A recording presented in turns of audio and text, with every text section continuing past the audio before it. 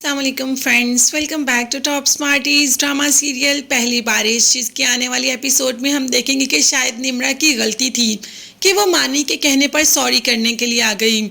यहाँ तो दादी ने अजीब ही कहानियां बना ली और मानी को निम्रा के ही खिलाफ कर दिया। मानी जैसे ही निम्रा के पास जाता है कि तुमने मेरी माँ को ये कहा कि तुम्हें हमारे रिश्ते की ज़रूरत नहीं और मलिहा आंटी के जोर देने पर तुमने ये रिश्ता किया, जबकि निम्रा ने कहा कि ऐसा कुछ नहीं, तुम्हारी दादी और तुम्हारी माँ झूठ बोल रही हैं।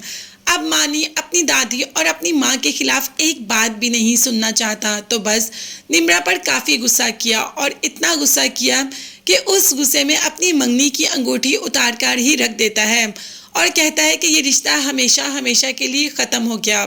मतलब उसने निम्रा से कुछ भी पूछने की जहमत ही गवारा नहीं की, बस उसे बताया और रिश्ता ख़त्म करके चला गया। निम्रा ने माँ से कहा कि अब आप लोग उसे रिश्ते के लिए फोर्स नहीं करेंगे, तो माँ ने कहा कि तुम्हारा बाप तो पहले भी ये रिश्ता नहीं करना चाहता था, पता नहीं क्या मजबूरी थी कि तुम्हारे बाप को इस रिश्ते के लिए हाँ करनी पड़ी। अब तो वो मानी को कभी भी हाँ नहीं करेगा, उसे मानी और उसकी फैमिली वैसे भी पसंद नहीं। खैर मानी तो मंगनी तोड़कर चला जाता है और बहजाद भी लाहौर से वापस आ जाता है।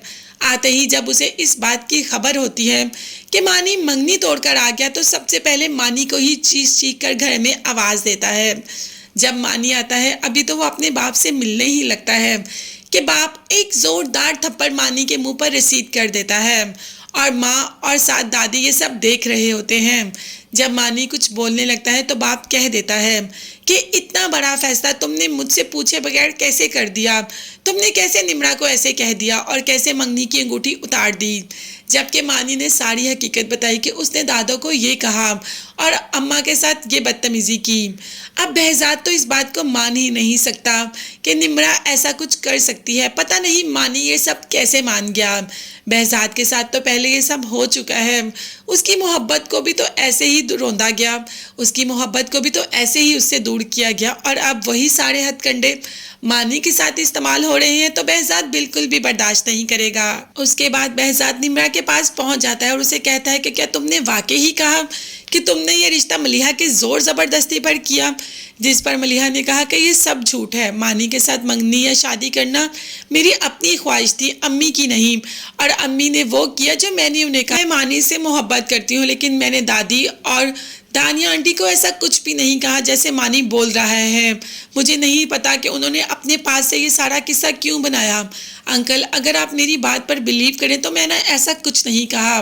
बहजाद ने बहुत ही शफकत और मोहब्बत से निम्रा के सर पर हाथ रखा और कहा कि तुम्हारा और मानी का रिश्ता तो कोई चाह कर भी नहीं तोड़वा सकता। ये रिश्ता मलिहा ने कायम किया है और मलिहा का कायम किया हुआ रिश्ता तो कभी इधर से उधर नहीं होगा। तुम भरोसा रखो, मानी खुद आएगा तुम्हारे पास। और दूसरी तरफ मानी को इस बात का एहसास दिलवाता है कि तुमने जो किया बहुत गलत किया। तुमने एक बार निम्रा से पूछने की भी जहमत नहीं की। जिस तरह मैं सारी ज़िंदगी इस दुख में रहा, मैं तुम्हारी सारी ज़िंदगी इस दुख में रहते नहीं गुजरवा सकता। जिस तरह मैंने अपनी ज़िंदगी गुजारी मलिहा को याद करके, मैं नहीं चाहता कि तुम भी निम्रा को याद कर करके अपनी सारी ज़िंदगी गुजार दो।